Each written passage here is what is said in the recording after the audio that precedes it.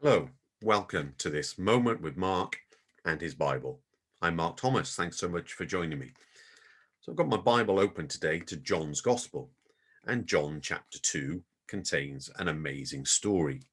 This story that's variously titled, but in my Bible, Jesus changes water into wine.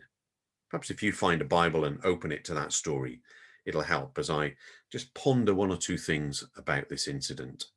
Now, even if you grant that Jesus could do miracles, some of his miracles seem difficult to understand. Now, a lot of them are okay. The healings and feedings and calming the storm are really the kind of thing that we would imagine a God incarnate doing. Most of the miracles are interventions into situations that we can imagine people praying for, like illness and sickness, like hunger, like deliverance from danger. But what's your reaction if somebody prayed that their water would turn into wine? What kind of occupation is it for the incarnate God to indulge this family, as recorded in John chapter 2? Now, various commentators and Bible scholars and those that seem to know love to make a fuss about the importance of the family's cultural and social obligations in first century wedding settings.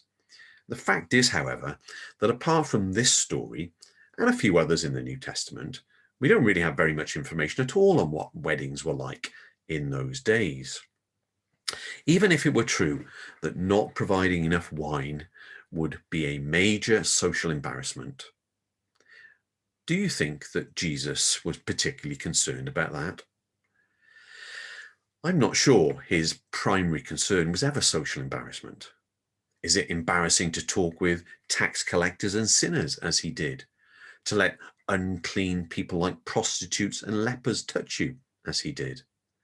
Is it socially embarrassing to complain about the behavior of your host at a dinner? You see, Jesus doesn't seem to care very much about such things as social embarrassments. So why does he respond to this request and turn water into wine here? I think if we were writing this story, our kind of Jesus would probably have encouraged the gathering to drink water instead. It's better for you. We all know that, don't we?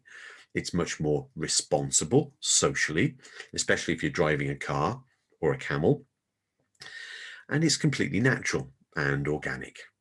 Perhaps our Jesus would have made a speech about the effects of water, seeking to convince people that it was better for them than any man-made product that had been squeezed and fermented and produced something alcoholic. He doesn't, of course, do any of that. That's just fiction of my own imagination, that he might be tempted to say those things. Rather, and much to our surprise, his miracle here doesn't seem to actually rock any boats. He does what's asked of him, to the great relief of everyone who's ever had to compose a sermon or a speech for a wedding ceremony. Is he perhaps endorsing winemaking as much, if not more, than weddings? I don't think so. Not really. The gospel writers tell us at the end of the story what this story is really about.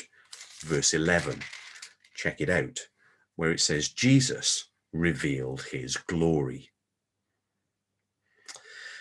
I once heard someone make the statement, some people thought it was outrageous, that Jesus spent more time at parties than at religious functions. Now, while I'm pretty certain that that's an inaccurate overstatement, even assuming that you can count wedding ceremonies and Passover feasts as parties rather than religious occasions, it's not without its kernel of truth.